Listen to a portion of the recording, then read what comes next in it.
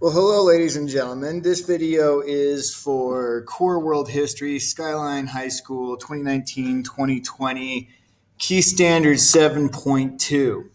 The standard reads, students will use a variety of evidence, including quantitative data, to evaluate the social and environmental impacts of modern demographic trends, particularly population changes, urbanization, and migration.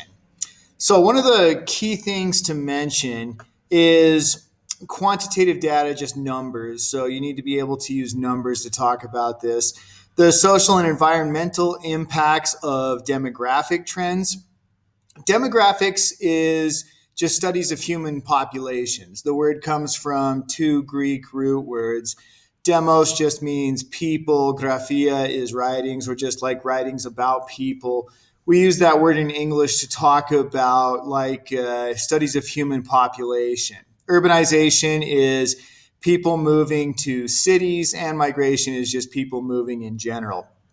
So, in the period from 1900 until the present, there's been a massive spike in human populations around the world. We went from being roughly about 1.5 billion people in the year 1900 to over 6 billion people by about the year 2000. Today in 2020, it's more like 7.5 billion people. So there's been a huge spike in human populations. Now, despite all of that, there's actually been a decrease in human fertility as things like birth control have been more widely available, giving women much more control over their fertility. But there's been just this massive spike in human populations. Human populations today, about 7.5 billion people, and by 2050, it is estimated that there's going to be somewhere around 10 billion people or so. So, continuing a massive spike in human populations.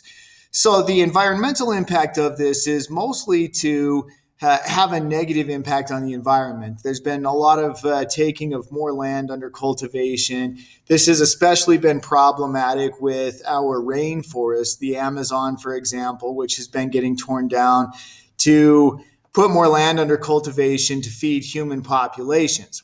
Additionally, there's been issues with climate change. As people get wealthier, there's been a lot more burning of energy. And with the growth models that we have today, that usually means burning of fossil fuels in order to produce energy.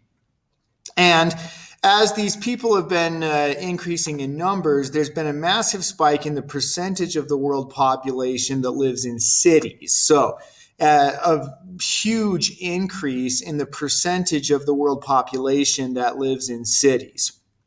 A lot of why we could increase these populations so much was because of use of American food products like potatoes or maize, and the Green Revolution, which refers to the period between the 1930s and the 1960s that led to an increase in genetic modification of crops as well as breeding of high yield seed varieties, like, for instance, with Norman Borlaug's wheat. Norman Borlaug eventually would win the Nobel Peace Prize for increasing the amount of yields that his weed varieties or that his wheat varieties produced. Norman Borlaug, in his speech before the Nobel Prize Committee, warned that most people are still failing to comprehend the magnitude and menace of what he called the population monster, this increase in human populations that is threatening the environment and the world and so on. A lot of why he was able to use his new wheat varieties was because they were better able to utilize synthesized nitrogen fertilizers. Nitrogen fertilizers today support a huge percentage of the world population, which is part of what allowed us to increase those populations to over 7.5 billion people as of today in about 2020. So, the other video that I have shared on the forum is going to talk a little bit more about migration. Again, as we have moved forward, more and more people are moving, especially relocating to cities. And a lot of that migration is fueled by climate change. Ladies and gentlemen, I'll see you in the next video.